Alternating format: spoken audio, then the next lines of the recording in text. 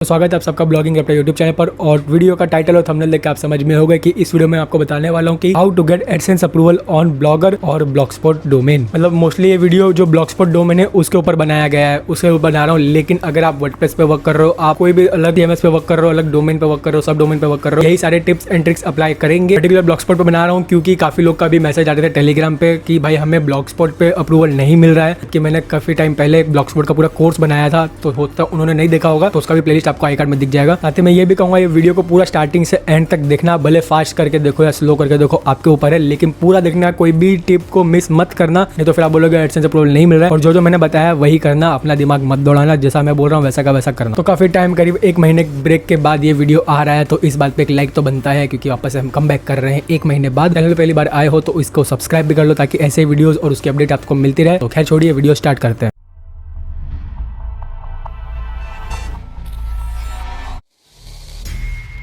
तो अभी 2 दिन पहले एक बंदे को अप्रूवल मिला है ब्लॉगस्पॉट डोमेन पे, मतलब फ्री डोमेन पे, और उसको क्या मैंने हेल्प किया था वही सारी टिप्स मैं शेयर करने वाला हूँ। मैंने उससे कहा था कि आपका डोमेन बताऊं तो उसने मना कर दिया, तो उसका कोई दिक्कत की बात नहीं है। मेरा ये एग्जांपल ब्लॉगस्पॉट वेबसाइट बताता हूँ जो मैंने ब्लॉगर कोर्स में यूज किया था, उसी का मैं आपको एग्जांपल लेकर बता दूंगा, तो आपको सब कुछ सही से समझ में आ जाएगा। सबसे पहले बात कर लेते हैं वेबसाइट के थीम या फिर टेम्पलेट के बारे में। तो ब्लॉगस्पॉट में तुम्हें मैं सिर्फ एक ही थीम को सिलेक्ट करूंगा, और जो ब्लॉगर का बाय डिफॉल्ट है। अगर आप ब्लॉगर पे वर्क कर रहे हो, भले ब्लॉगस्पॉट डोमेन हो या फिर आपका कस्टम डोमेन हो, मैंने अभी तक पूरे 9 वेबसाइट ब्लॉगस्पॉट डोमेन पे अप्रूव करवा चुका हूँ, और यही थीम हर बार मैं यूज करता हूँ, मुझे अप्रूवल मिल जाता है, जो कि है ब्लॉगर का डिफॉल्ट थीम, जो आपको यहाँ पे थीम के सेक्शन में मिल जाता है। जैसे आप यहाँ पे नीचे जाओगे आपको यहाँ पे मिल जाएगा, और कई सारे वीडियोस में भी कह चुका हूँ। ये जो इम्पोरियो थीम है इसको आपको सिंपली सिलेक्ट करके कर देना है अप्लाई, और आपकी वेबसाइट कुछ इस तरीके से दिखेगी, और ऐसी ही रखनी है। अभी जो रिसेंटली 2 दिन पहले जिस बंदे को अप्रूवल मिला उसको भी मैंने यही थीम सजेस्ट करी थी, उसको तुरंत अप्रूवल मिल गया। और ये थीम खुद गूगल का है, मतलब ब्लॉगर का ही प्रोडक्ट है, तो सिंपल सी बात है, ये आपका एडसेंस फ्रेंडली, एसईओ फ्रेंडली, या फिर तुमको जो भी फ्रेंडली समझना है वो समझ सकते हो। तो सबसे बेस्ट एंड बेस्ट थीम यही है। और सिर्फ यही इम्पोरियो की बात नहीं कर रहा मैं, आप चाहो तो यहाँ पे सोहो हो गया, कॉन्टेम्पो हो गया, और फिर नीचे यहाँ पे आपको नोटेबल और कई सारे मिलेंगे, लेकिन मैं हमेशा ये इम्पोरियो को ही यूज करता हूँ, इसलिए मैं आपको यही सजेस्ट करूंगा। अब कई लोग ये बोलेंगे कि भाई ये थीम अच्छी नहीं है यार, हमारी वेबसाइट को अच्छा लुक नहीं दे रही है, तो तुमको मैं बता दूं कि वेबसाइट के अप्रूवल की बात कर रहा हूँ मैं। आप अप्रूवल के लिए ये थीम को यूज कर सकते हो, अप्रूवल मिल जाए उसके बाद आपको जो थीम लगाना है लगा सकते हो। याद रखना, आप जब तक आपकी वेबसाइट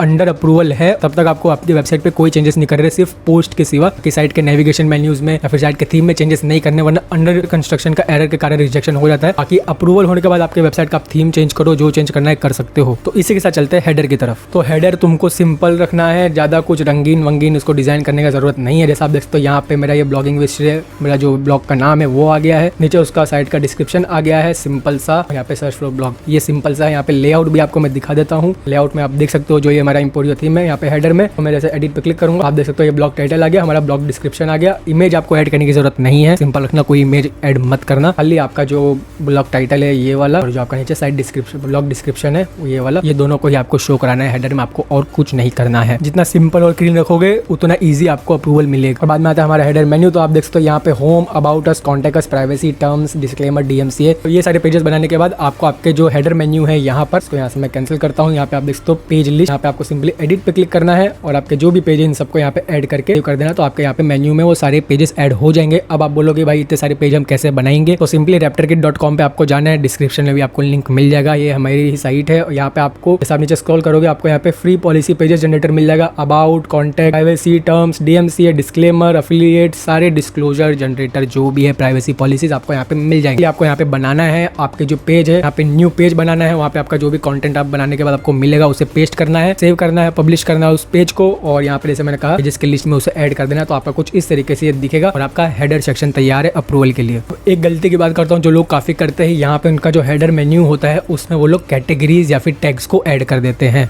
गलती मतलब इसमें ऐसा है कि जब तक आपके उस कैटेगरी या पोस्ट में 6 या फिर मैं तो बोलता हूँ 10 से ज्यादा कोई पोस्ट ना हो तब तक उसे यहाँ पे ऐड मत करना, क्योंकि वहाँ पे 3 पेजेस आ जाता है। जैसा देखते हो ये सीपीए वाला जो लेबल है या फिर जो कैटेगरी है हमारा, इसमें सिर्फ एक ही पोस्ट है। तो अगर आप ऐसे टाइप के कैटेगरीज को आपके मेन्यू में ऐड करते हो, और जो एडसेंस की जो रिव्यू टीम है वो उसे चेक करती है, तो उसे वो कैटेगरी में जाके दिखते हैं कि भाई इसमें से सिर्फ एक ही पोस्ट है, वो थीन कंटेंट आपको या फिर लो वैल्यू कंटेंट देखने को वहाँ पे ज्यादा मिलता है। तो इस बात पे वीडियो को लाइक तो बनता है। तो ट्राई करना जिसमें आपके 6 पोस्ट से ज्यादा हो उसी कैटेगरी को यहाँ पे ऐड करना, वरना कोई कैटेगरी ऐड करने की जरूरत नहीं है। जैसा मैंने कहा सिंपल आपके पेजेस ऐड करो और कुछ ऐड करने की जरूरत नहीं है। नेक्स्ट बात करते हैं हम पोस्ट के बारे में। तो काफी लोगों को 2, 3, 5, 6, 8 पोस्ट पे भी अप्रूवल मिल जाता है, तो उनको मैं यही कहना चाहूंगा, वेल डन, तालियां होनी चाहिए यार हमारे लिए। पर तुम्हें कम से कम 15 से 20 पोस्ट लिखने के बाद ही अप्रूवल के लिए अप्लाई करना है, उससे पहले मत करना। थोड़ा कंटेंट डालो आपकी साइट पे कि एडसेंस की टीम को लगे कि हाँ भाई इसके पास कंटेंट है, इस पे हम एड्स दिखा सकते हैं, तो आपको वो जल्दी से रिजेक्ट नहीं करेगा। और हर पोस्ट में कम से कम 800 से 1200 वर्ड्स हो तो काफी अच्छी बात है, ट्राई करना। कम से कम 800 या 1200 प्लस वर्ड्स आपके कंटेंट तुम्हारे कंटेंट में हो, एक मतलब एक पर्टिकुलर आर्टिकल में हो। और 800 से 1200 वर्ड्स या उससे ज्यादा मैं तब बोल रहा हूँ जब आप 15 से 20 के बीच में पोस्ट लिख के अप्लाई कर रहे हो। तो कई लोग ऐसे निश पे वर्क करते हैं जिन पे वो ज्यादा कंटेंट नहीं लिख सकते हैं, तो उनको मैं यही सजेशन करना चाहूंगा कि या तो तुम पोस्ट ज्यादा पब्लिश कर दो, मतलब 50, 60, 70, 80 पोस्ट पब्लिश करो, उसके बाद अप्लाई करो। और या जो तुम्हारा कंटेंट है उसका लेंथ को, उसके कंटेंट के वर्ड्स को बढ़ाने के लिए तुम FAQs ऐड कर सकते हो, जो फ्रीक्वेंटली आस्क्ड क्वेश्चन होते हैं। जो भी तुम्हारा कंटेंट है उससे रिलेटेड जो भी फ्रीक्वेंटली आस्क्ड क्वेश्चंस है उसको अपने ब्लॉग के एकदम लास्ट में, मतलब जो तुम्हारा ब्लॉग पोस्ट खत्म हुआ है नीचे में ऐड करना चालू कर दो। मतलब करीब 10-12 अगर तुम लोग ऐड करोगे तो भी तुम्हारे 100-200 वर्ड्स तो ऐसे बढ़ जाएंगे। और एक चीज तुम्हें ध्यान रखनी है कि तुम्हारा जो भी कंटेंट होगा, जितने भी तुम्हारे आर्टिकल्स होंगे, उसमें कम से कम 400 वर्ड्स हो। वैसे लोग 500 बोलते हैं लेकिन मैं तुम्हें आसान कर देता हूँ, 400 वर्ड कम से कम तुम्हारे हर आर्टिकल में होने चाहिए, वरना थिन कंटेंट देखने को ज्यादा मिलता है। अब इसको मैं तुम्हारे लिए और सिंपल कर देता हूँ। अगर तुम 400 से 500 वर्ड का कंटेंट लिख रहे हो तो मैं तुम्हें ये सजेशन दूंगा कि तुम 30 प्लस आर्टिकल्स होए उसके बाद ही अप्लाई करना, 30 से पहले मत करना। वही अगर तुम 500 से 800 वर्ड का कंटेंट लिखते हो तो 20 से 25 आर्टिकल होने के बाद ही अप्लाई करना तुम्हारे लिए अच्छा रहेगा। और वही अगर तुम 1000 या 1200 या उससे ज्यादा वर्ड्स का लिख रहे हो तो जैसे मैंने कहा स्टार्टिंग में 15 प्लस पोस्ट होने के बाद तुम अप्लाई कर सकते हो। लेकिन मेरा सजेशन यही रहेगा, और मैं जो खुद करता हूँ, मैं करीब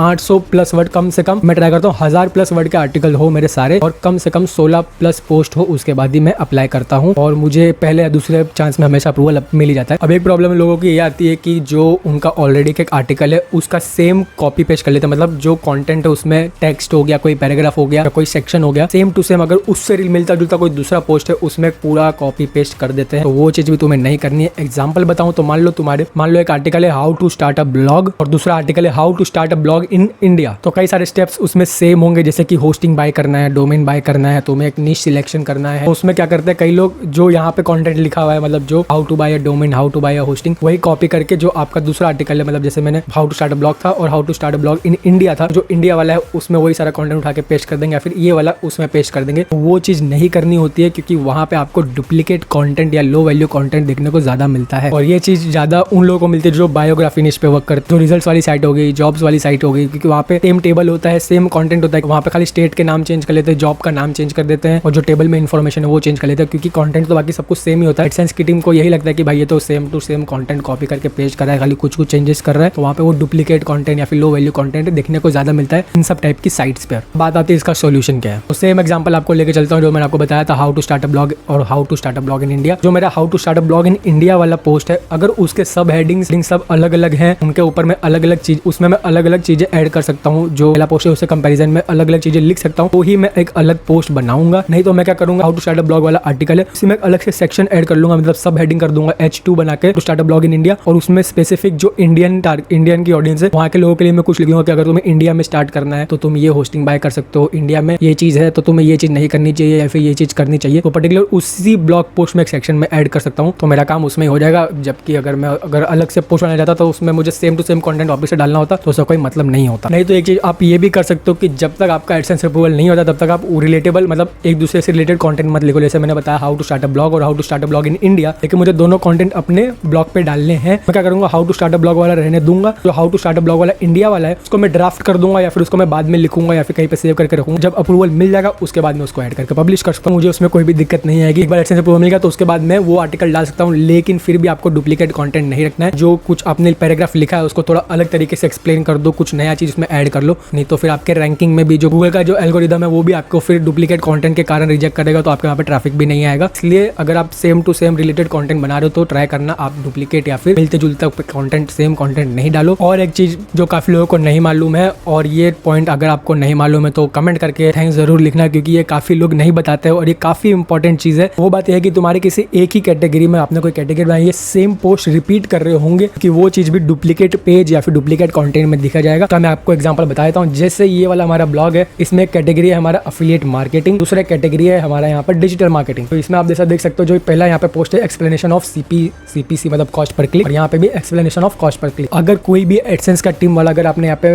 हेडर में डिजिटल मार्केटिंग और अफिलिएट मार्केटिंग का दोनों का लिंक दिया हुआ है, वो विजिट करेगा या फिर ऐसे ही चेक करेगा तो वो देखेगा कि भाई इसमें तो सेम कंटेंट वापस से रिपीट हुआ है, तो वो भी आपका एक डुप्लीकेट कंटेंट में आता है। और ये चीज कई सारे लोग नहीं बताते हैं, आपको खाली बोल देते हैं कि भाई कंटेंट डालते रहो, अप्रूवल मिल जाएगा, ये कर दो वो कर दो, ये चीज़ कोई नहीं बताता। ये चीज़ मैं आपको बता रहा हूँ तो आप मुझे थैंक्स बोल सकते हो कमेंट में। तो इस बात का तुम्हें ध्यान रखना है कि ये चीज़ आप नहीं करो। चलते हैं नेक्स्ट पॉइंट पे, जो कि काफ़ी एक दिक्कत वाली काम आती है और मुझे कई सारे लोग के मैसेज आते हैं कि भाई हमारे साइट देखो, इसमें अप्रूवल नहीं मिल रहा है, ये हो रहा है, वो हो रहा है, रिजेक्शन हो रहा है, लो वैल्यू कंटेंट आ रहा है। तो उसमें एक चीज़ ये भी होती है कि वो लोग मल्टीपल निश पे काम कर रहे होते हैं। मतलब कुछ आर्टिकल उन्होंने मोबाइल्स पे लिख दिया, मतलब जो अपकमिंग मोबाइल है उनके बारे में, कुछ उन्हें अफिलिएट मार्केटिंग के ऊपर लिख दिया और कुछ उन्हें लड़कियों को इंप्रेस करने के, पटाने के टिप्स लिख दिए। वो मल्टीपल निश हो गया, आपको उस पर काम नहीं करना है, वैसे आपको काम नहीं करना है। इस पर भी कई बार लोगों को अप्रूवल मिल जाता है, लेकिन काफ़ी कम चांस होते हैं। मोस्ट ऑफ टाइम आपको लो वैल्यू कंटेंट ही देखने को मिलेगा, क्योंकि एडसेंस की टीम देखती है कि भाई तो मल्टीपल निश पे काम कर रहा है, किसी पे भी लिखे जा रहा है, जो इसके मन में आ रहा है लिख रहा है। तो वहाँ पे एक अथॉरिटी आपको नहीं मिलती है। एक पर्टिकुलर निश पे काम करते हो तो लगता है कि हाँ भाई इसको इसकी नॉलेज है, इसलिए इसके बारे में लिख रहा है। भाई अगर आप मल्टीपल निश पे काम करो तो एडसेंस को ये लगता है कि भाई किसी भी पॉइंट पे इसको जो भी टॉपिक मिल रहा है उस पर उठा के पटाके जा रही है, तो फिर कोई मतलब की बात नहीं बनती है। वो चीज़ आपको अवॉइड करनी है। इसलिए एक पर्टिकुलर निश पे आप काम करो। जैसे एग्जाम्पल हो गया, आप मोबाइल्स के बारे में लिख रहे हो तो उससे रिलेटेड गैजेट्स हो गए, जैसे लैपटॉप्स हो गया, स्मार्ट वॉचेस हो गए, हेडफोन्स हो गए, ईयरफोन्स हो गए, या फिर कंप्यूटर एसेसरीज होगी, तो इन सब टॉपिक्स पे आप लिख सकते हो कि ये सारी चीजें टेक्नोलॉजी के अंडर आती है। पेरेंट निश, उसके अंदर ये सारे सब निशेस आते हैं। वही अगर आप मोबाइल्स के बारे में भी लिख रहे हो, फिर आप अफिलिएट मार्केटिंग भी उसमें घुसेड़ रहे हो, फिर उसमें आप लड़का लड़की पटाने के टिप्स भी डाल रहे हो, तो वो एक निश है जिसका नाम है खिचड़ी निश। खिचड़ी निश में नेक्स्ट बात आती है यूनिक और क्वालिटी कंटेंट। अब ये सबसे बड़ा रीजन है लो वैल्यू कंटेंट आने का। कई लोगों को, जो 70-80% लोग हैं, उनको इसी कारण लो वैल्यू कंटेंट मिलता है। मैंने ब्लॉगर का भी कोर्स बनाया है, फिर मैंने सेंस ऑफ अप्रूवल का अलग से भी कोर्स बनाया हुआ है। तो वो देखने के बाद भी, उसको टिप्स को अप्लाई करने के बाद, आप ये वीडियो देखोगे, इनके टिप्स को भी अप्लाई करने के बाद हो सकता है कि आपको अप्रूवल नहीं मिलेगा। सिंपल सी बात है, या तो तुम्हारे निश या फिर तुम्हारे जो कंटेंट है